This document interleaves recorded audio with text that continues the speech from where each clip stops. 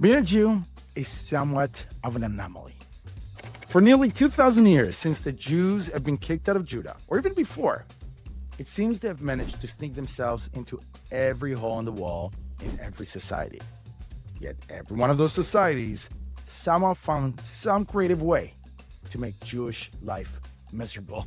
Now, the reality is that hating another group is not exclusively a Jewish thing. Discrimination has unfortunately become second nature to humans since the beginning of time. But because it is such a despicable act, we rarely take the time to actually analyze the rationale and the science behind it. For me, it is important to understand what makes a person wake up in the morning and say, you know what? Screw those people. I'm going to make their lives miserable. I find it absolutely fascinating, even if the people on the receiving end often happen to be my own. Well, I guess that's what makes it even more fascinating.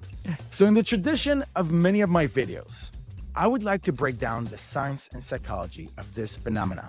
The way I'm going to do this is by breaking down 7 instincts, or should I say 7 pre-programming of our brain that makes us behave in a hateful way towards others, and why Jews simply happen to be the perfect ethnicity to align with all these instincts.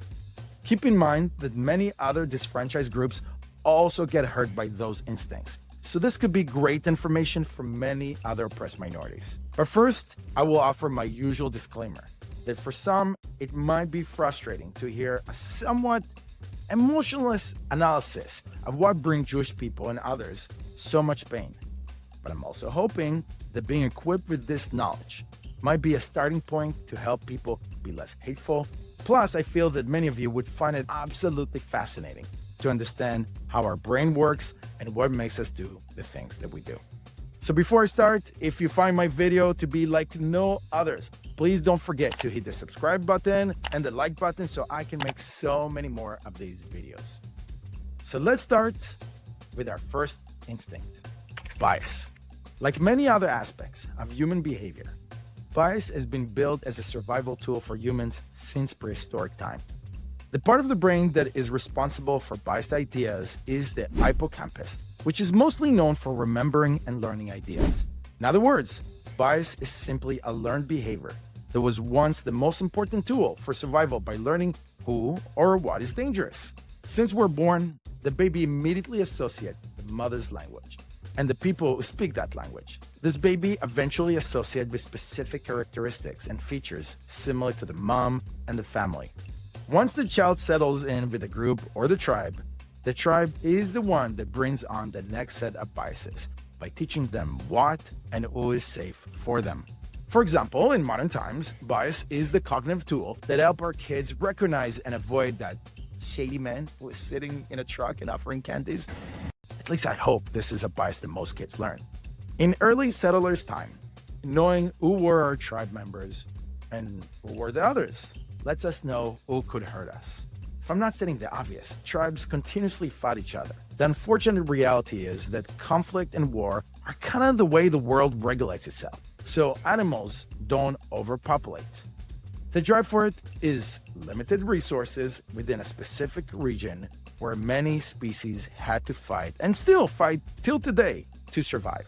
When you're at the top of the food chain, let's say like lions, the way evolution or God, or both, have managed to make sure that lions don't overpopulate and simply don't eat every animal in existence is by making sure lion prides continuously fight and kill each other for territory and resources.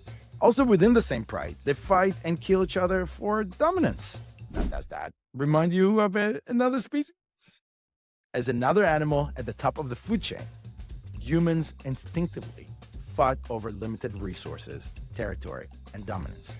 Even today, in places where resources are more abundant, the natural instinct to see another group as a threat has never disappeared. And this is why we hate and discriminate against other groups. It came from that ancient instinct to see people with different attributes as members of separate tribes that could be a threat to us. And yes, it is really sad to see that the cognitive tool that was built to keep us and other animals safe is also the tool that makes us the racist assholes humans have become so famous for. And just like the lions, we also fought within our own tribe for dominance. If you take different social structures, like for example, a pack of wolves, the top dog, pun intended, always had access to the best food, mates, and resources. And as you move down the hierarchy, the less you had access to the good stuff. So just like wolves, humans continuously battled internally because they wanted access to the best food and resources while also fighting for the best mate in order to have some sexy time and spread their gene pool. Both humans and wolves continuously see anyone as a threat to their social bonds, status, or access to resources, even within their own group. To maintain their position in the group and society, they continuously needed to keep their eye on the ball, which sometimes would even let them climb up the hierarchy ladder. This continuous defense, or as I like to call it, the eye on the ball, is the cognitive function we know as jealousy. And that has evolved to be a dominating part of our brain, and surprisingly from many other animals. When I researched deeper into the science of jealousy, I was shocked to find out that wolves can truly experience complex social emotions, just like humans, when it comes to competition and rivalry, just because of their hierarchical structure. Unlike other instincts that I analyze in my videos, such as bias and cognitive dissonance, jealousy truly comes from the animals before us. So let's connect all this to anti-Semitism. In most societies, Jews were often considered a separate tribe. Many people united over religion and culture, and Jews have always taken on a separate tradition. We even ate a completely different diet, which made it clear to others that we were not part of the same tribe. Saying that, in most regions, Jews were not the only minority with different traditions and customs. So then the question is, why, of all those minorities, did the Jews always seem to get the worst treatment? And that comes from the human's natural competitive instinct we call jealousy.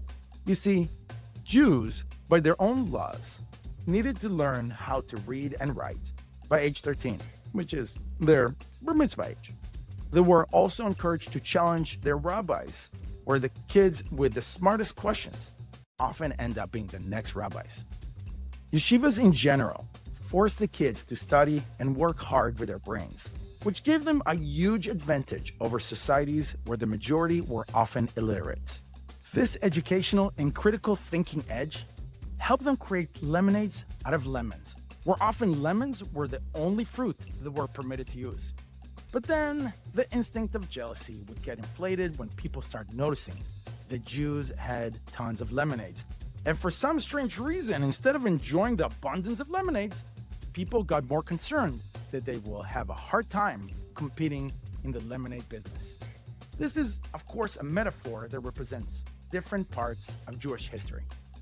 For example, in the medieval period, English Jews were not permitted to hold any jobs beside money lending, which was the lemonade of that time if the comparison was not obvious.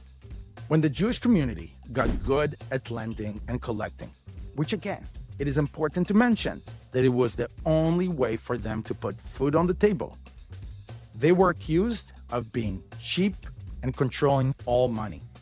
Putting aside the fact that no one likes collection agencies even today, Shakespeare presented the exact tone of the time in the play The Merchant of Venice, representing an angry, greedy Jewish Shylock that wanted a pound of flesh because he was not paid.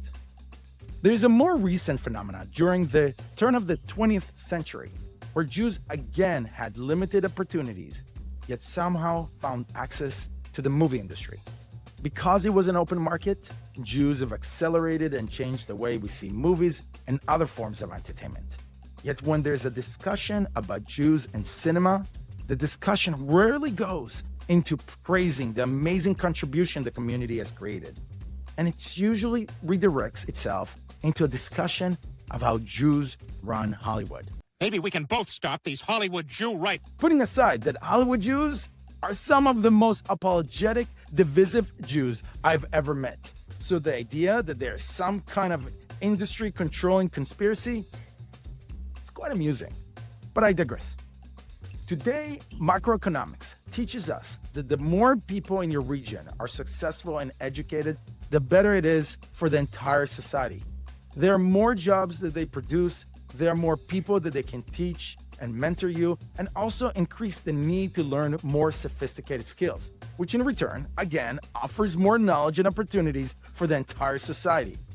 Yet our human brain is continuously in a conflict between rational understanding of the world and our primitive cognitive deficiency we call jealousy. And more often than not, jealousy wins.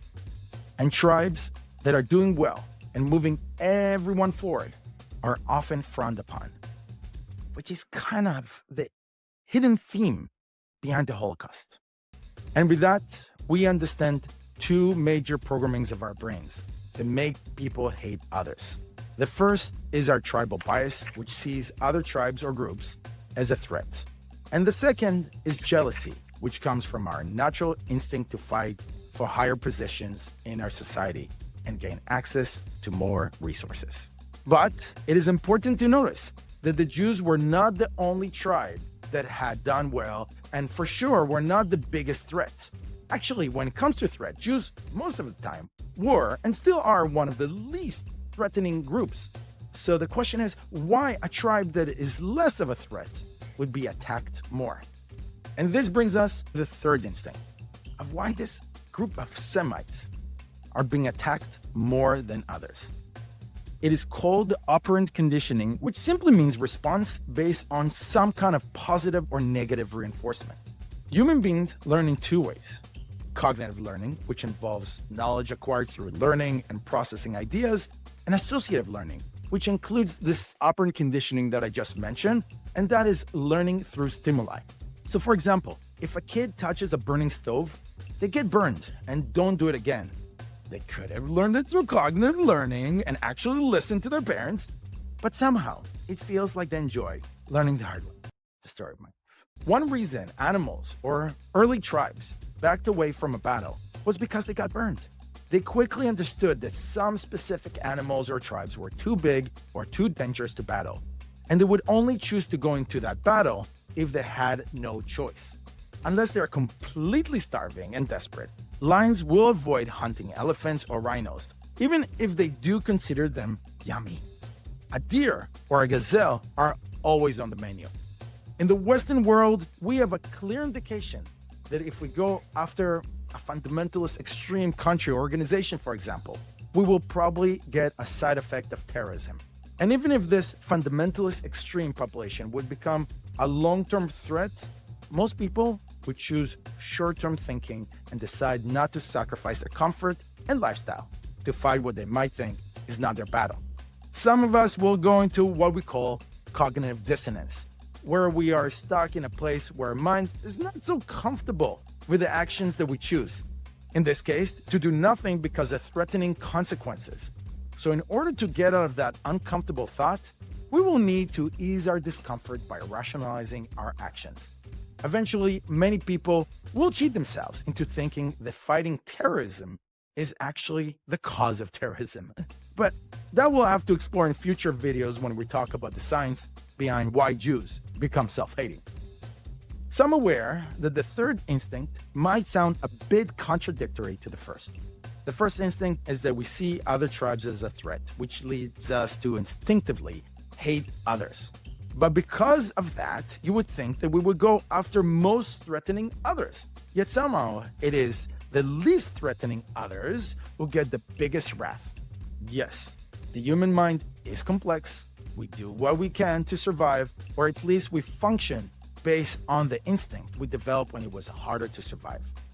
But once we take that action, our brain tries to go into what we call cognitive ease by justifying those specific actions in order to remove that heavy overload from our brain.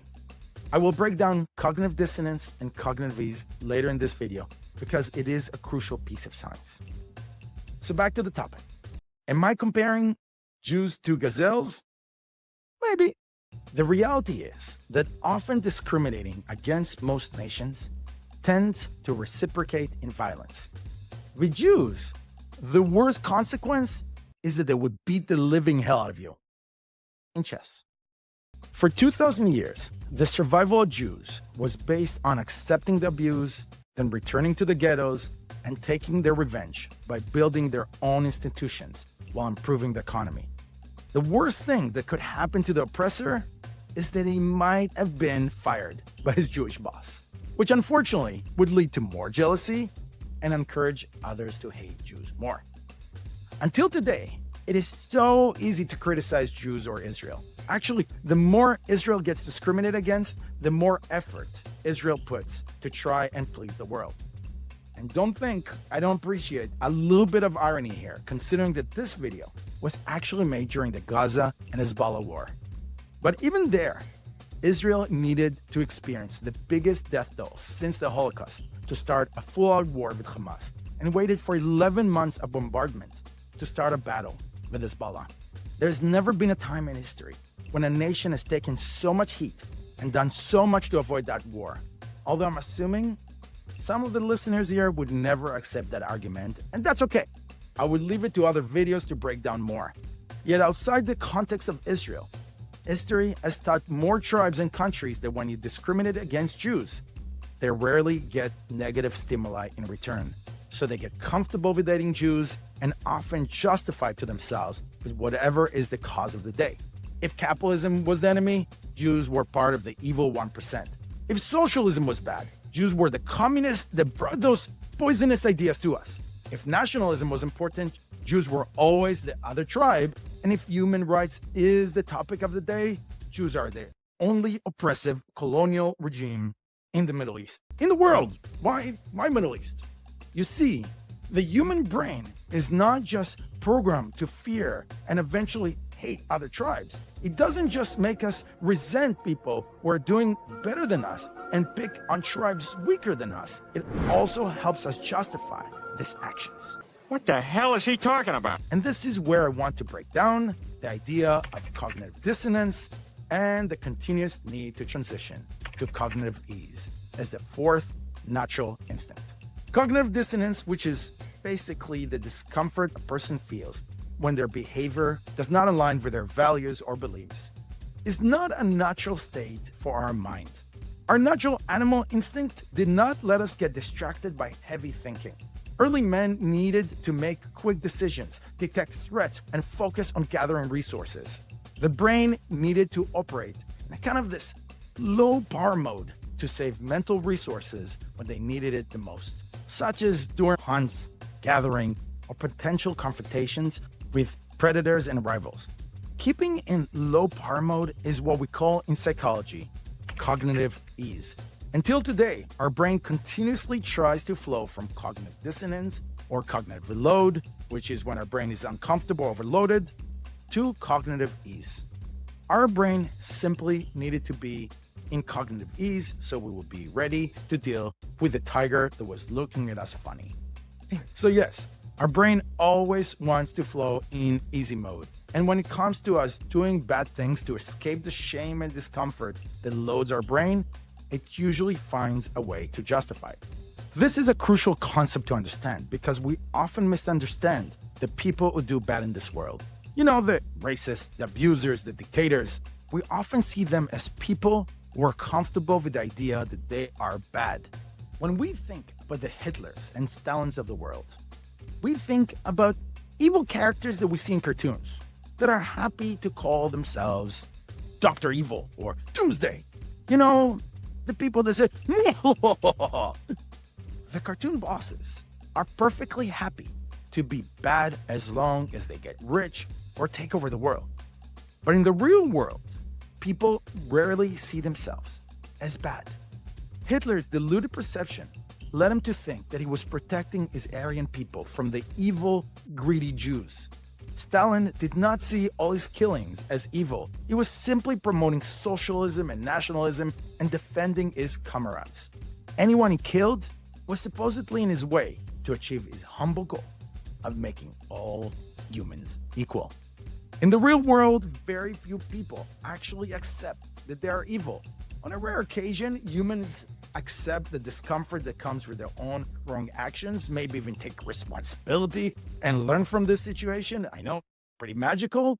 Yet more often than not, our brain will take the easy route and try to remove the shame and discomfort by simply rationalizing our actions, especially when we settle into a routine which shows that just because a person does not want to change or improve does not mean he sees his actions as bad. It breaks my heart to say, but this is why critical thinking is so difficult. Thinking hard is difficult. Scientists have shown that most people throughout history who challenge ideas all the time were often miserable. It's just not a natural state for our mind. Now, when we keep things simple, the cognitive ease, and then combine it with the first instinct we learn, which gets us to evaluate threat based on our own biases, this leads us to often assume that our first instinct is the right one. In early times, we needed to go with our first assumption with no delay, because when that tiger wanted to kill us, there was no time to analyze whether it was just misunderstood and simply wanted to cuddle because he missed his mummy. Today, creating immediate assumptions gets us in trouble when we assume something too quickly about someone. As we say, assume makes an ass out of you and me. But in the early days, our first assumption came from a place of survival, where we couldn't sit and analyze whether another tribe wanted to kill us or play with us. Also, in the early days, humans did not yet own the great manipulation skills of today, which would lead so many of our first assumptions to be completely wrong. So this is it. Hate comes from the natural instinct that makes humans see other tribes as enemies, especially the ones they perceive to be doing better than them and show little threat to them. Then they maintain it by finding creative excuses for their actions in order not to feel bad. Based on our urgency to make decisions quickly, a combination of our programming often encourages us to follow that first instinct. These four, or should I say the 4.5 natural animal instincts, make the Jews the perfect population to continuously target. But this is not where we stop. Those 4 animal instincts, which are based on early humans, are complemented by 3 more evolved instincts that came later from the need to separate ourselves from the animals. Humans eventually understood that if you're part of a weaker tribe, you can bond with other groups to take on the bigger threat. Unfortunately, we were still not wise enough to create this bond naturally. I am very stupid. One tribe or even an individual leader needed to sell a common source of hate to achieve this bonding. We call this displaced aggression, or is often referred to in modern time as scapegoating. When it comes to cognitive dissonance and needing to justify uncomfortable actions, displaced aggression has become one of the best solutions. By blaming someone for a problem, you simplify the problem and reduce the discomfort you have with that action. In social science, reducing cognitive dissonance through scapegoating is called, amusingly, whataboutism. To offer more clarity, whataboutism is when little Johnny deflects his wrong actions by saying, "What about little Bobby? He's doing the same thing." That rationale immediately puts little Johnny's brain at ease. By the way, as a side note, pro-Israel advocates are often criticized for whataboutism. They often make a case that there are so many human atrocities in Middle East and across the world, yet somehow all the world's accusations are directed at them. The critics of that argument would immediately pull the whataboutism card, as in challenging with, why deflecting to other world problems when we are discussing Israel? But it is important to point out that while in many cases, Lil Johnny mentions Lil Bobby because he wants to deflect from his own actions, every once in a while, Lil Johnny was that Jewish kid or only black kid in class, and he was legitimately pointing out scapegoating. Yet in most cases, it is deflection. Blaming a neighboring tribe for your problem has become a crucial tool. It was especially effective for tribes that are experiencing intense emotional trauma that need to be regulated. If a leader tells his people that their sadness, anger, or anxiety is someone else's fault, it can actually stabilize the emotion of that population. And yes, I am thinking about a specific leadership. Hamas. Sorry, I just had a little cough. Yet, let me return to the most important function of scapegoating. It was and still is a survival tool for bonding a few against a common cause. Considering the world has already found its perfect group to hate, why not also scapegoat them? Dictators from across the world can bond together using an organization like the UN and sell Jews as white oppressors, which is the perfect way to direct the world's attention away from their own crimes and human rights atrocities.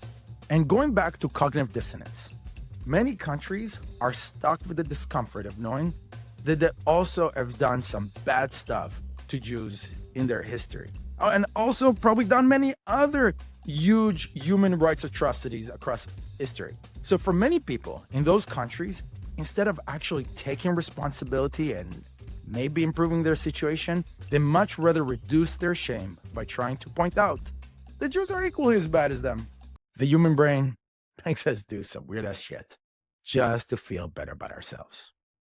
The reality is that finding a common cause not only united tribes, but often even merged them into bigger tribes.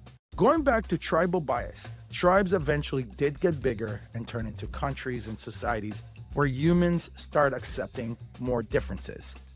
They were okay with more diversity. And the key to accepting diversity first involved some common ground, but then it was all about continuous exposure to some of those differences until it was hard to notice them. This is called the mere exposure effect, where the more we are exposed to something, the more likely we are to develop positive attitude toward it. While in other videos, I will explore how the mere exposure effect is often used in creating propaganda. The positive aspect of it is that it also changes our bias to see fewer people as a threat. So because of that, exposure was and still is the key to integration and making tribes more diverse. Yet Jews were always stuck in this vicious loop due to the fact that they have been discriminated against, oppressed, and killed throughout history, all because of the many instincts I discuss here. Their population continuously stayed small. That also combined with the fact that Jews in most part of history were not allowed to promote conversion. My friend likes to joke that the reason why Christianity got so big is because the Christian Jews were finally allowed to do some sales and marketing. So of course, a small population leads to little exposure.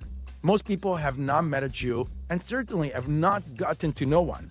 Considering that the population of Jews, even today, is no more than 0.02% of the world, most people learn about Jews from second sources, whether from stereotypes and biases that come from their own tribes or different sources of media. Michelangelo, the famous artist, only knew Jews based on what he learned in church, which inspired him to literally sculpt Moses with horns. And I would like to assume that he perceived them as a biblical hero, not as a demon, yet horns still seemed appropriate because he probably never met a Jew. Amusingly enough, a friend of mine from this century who lived his early life in rural Quebec admitted to me that during his childhood and even his young adulthood, he also thought that Jews had horns. This was his bias. So exposure matters. The lost, more evolved instinct of anti-Semitism is particularly interesting. It also comes from cognitive dissonance and needing to move away from discomfort. But now, the discomfort is with the instinct that we learn here, where we pick on the weak and less threatened. Ironically, it's still based on biased tribalism and jealousy. But instead of picking on the weak, people have decided they want to try and help the weak, which is very noble, by the way. But they go about it in a strange way. They actually started fighting and hating what they perceive as the strong. Considering that we have not mastered critical thinking as a society, our leaders and influencers throughout history needed to create systems or frameworks in order to maintain a more evolved perception of ourselves. So for example, one of those socioeconomic systems is the rule of law, which has successfully forced us to follow certain mostly ethical paths for a long time, even if rules of law continuously needed to be improved. But some systems are not as mature and well structured, and for now are simply suggestive. Well, at least suggestive in countries where there is democracy and a reasonable rule of law. One of the more recent systems in the last century focused on empowering victims, also known as the social equity system. So instead of following our animal evolutionary instinct of fighting and dominating people who are weaker than us, we consciously decided to find the victims and empower them in hope of achieving egalitarianism. In psychology, we call it cognitive empathy, which we all know as the instinct to care. But empathy is really a complex instinct because it was initially a survival tool to take care of our family and get our tribe to work together so we can be more successful as a team. So while it is our most redeeming instinct, in a strange way, it is still somewhat of a selfish tool needed for our survival. But with time, empathy evolved into sympathy, which means caring for someone else without sharing a cause. For of you who don't know the difference, empathy is actually sharing someone's pain while caring for them, and sympathy is simply considering someone, but without being in their shoes. We do it because it makes us feel better, and it evolved because it encouraged humans to live in a society where we don't have to fight and kill each other all the time. In other words, this instinct has evolved and become more and more prominent part of our psyche when we started moving into a society that no longer lets the bigger and stronger act on those urges. We created the rule of law so we can stop or at least reduce the ability to physically hurt each other whenever we felt like it. So now it is more beneficial to get to know each other by understanding where they're coming from. But this instinct did not evolve smoothly, considering we still have a strong urge of seeing another tribe as a threat, and we're still in competition with people who are doing better than us. So in this case, the tribe that fits our criteria the best is the one with privileges, because they don't impact our compassionate response. And that's how we develop the underdog bias. Socialism was the first iteration of this system, where the victims were the average men and the enemy was the rich.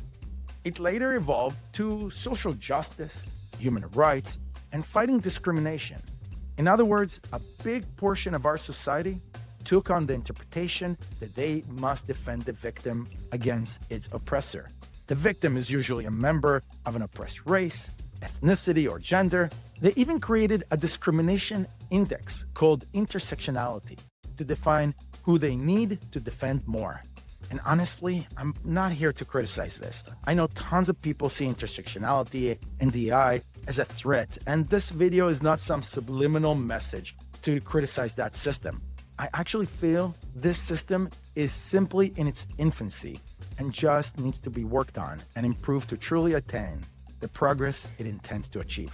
But I'm here to at least display a bit of frustration about how the hell the most discriminated ethnicity and country in the world has somehow become just one nudge below white people in this intersectionality scale. And for quite a few groups, Jews are even considered to be above white people. And this is while many of the opposing groups that are highly critical of intersectionality and associated with the extreme right also see Jews as their number one tribal threat. So by now, you probably are sitting here and saying, whoa, before in this video, you just said the Jews are being attacked for being less threatening, for being weak. And now you're saying that they are considered to be the strong. How did the Jews become this magical unicorn that always ends up landing on everyone's bad list? Well, unfortunately, the survival tool that kept Jews alive for thousands of years is what betrayed them when society made changes to how they perceived the weak. In the last 2,000 years, since the Romans kicked them out of Judah and renamed it Palestine, or even before, Jews did not live in a world that particularly cared about the weak. As we learned, this is a system that was only promoted in the last century. So the luxury of pulling a victim card was not there.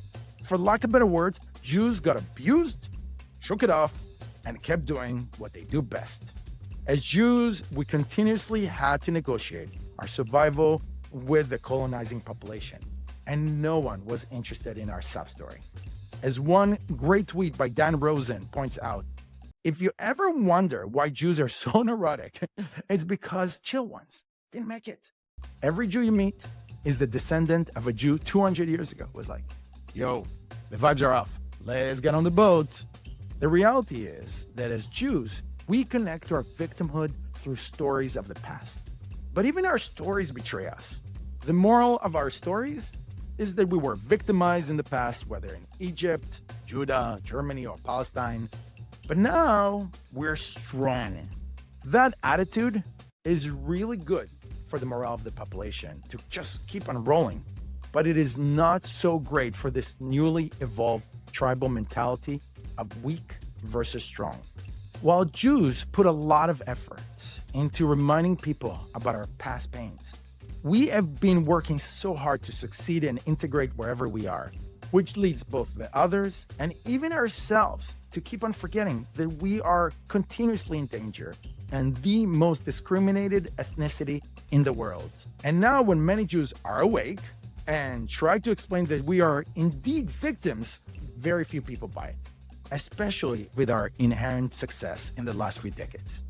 As far as many people, including many Jews, are concerned, we are simply a white population with a slightly different religion. That interpretation just makes me shivers. So now I've covered it all. 7 instincts, 7 survival tools of the past that makes people hate. The first one, bias, which is the protective programming from tribal time that clarified to us who is part of our tribe and who is part of the threatening enemy tribe, which translates in modern time as a discomfort with anyone who is different than us. This is not about Jews. It is why people discriminate in general. Second, jealousy. The natural animal instinct that pushed us to compete for better resources and mates these days makes us feel frustrated with individuals or groups that are doing better than us. Jews tend to be doing pretty well these days. Nice. 3, operant conditioning. Simply a learned instinct that teaches us to avoid groups that can hurt us and instead pick on groups that in return offer very little negative consequences. You pick on most Jews these days, and the worst thing that could happen, that they might just humiliate you in the debate team. 4, the need to transfer from cognitive dissonance to cognitive ease. This is our need to continuously move from discomfort such as shame, resentment, and self-doubt to low processing mode. That means we take all our negative behavior, influenced by all these instincts that we learned here today, and rationalize it in a way that makes us feel better. I feel good. So the people that oppress Jews never feel like the villains. They simply sell themselves the idea that they're fighting the greedy, capitalist, socialist, nationalist, Jewish colonizer occupiers. It works and no one feels bad. 5, displaced aggression, also known as scapegoating. This was a unifying instinct that led tribes take on bigger enemies. But unfortunately, it has evolved into a uniting manipulative tool for bad people to take away attention from their own crimes and shame. For dictators across the world, making Israel the main source of human rights crimes is the perfect tool not to focus on their own crimes. For individuals who feel bad about how their group treated Jews, it's so much easier to simply claim that Jews are just as bad. 6, mere exposure effect. It is the programming of our brain that lets us integrate people and things that we are more exposed to, and unfortunately maintain the groups that we don't see much as part of our negative bias programming that we discussed before. Jews are just 0.02% of the population. For the majority of the people in the world, they simply know us from the media. 7, sympathy. Our natural instinct to care has taken an unusual twist when we start combining it with bias, jealousy, and cognitive dissonance in modern time.